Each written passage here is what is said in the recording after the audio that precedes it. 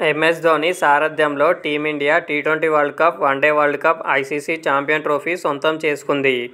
అలాగే అతడు ఎన్నో మ్యాచ్ల్ని ఒంటి చేత్తో గెలిపించాడు. ఐపీఎల్లోనూ చెన్నై సూపర్ కింగ్స్కు 5 సార్లు విజేతగా నిలవడంలో కీలక పాత్ర పోషించాడు. అలాంటి దిగ్గజ క్రికెటర్ అయిన ఎంఎస్ ధోని గురించి సీఎస్కే ఆటగాడు శ్రేయాస్ గోపాల్ ఓ క్రీడా ఛానల్లో మాట్లాడాడు. ఎంఎస్ ధోనిలా ఉండడం చాలా కష్టం.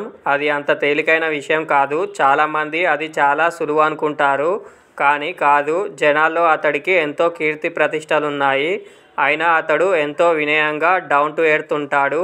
అలా ఉండటం చాలా కష్టం.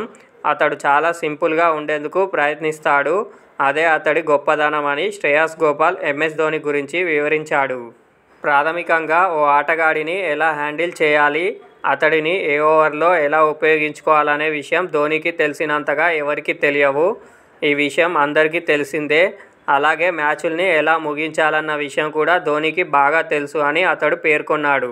ధోనితో కలిసి ఆడాలని చాలామంది క్రికెటర్ల కల. నాకు గత సంవత్సరం ఆ అవకాశం వచ్చింది.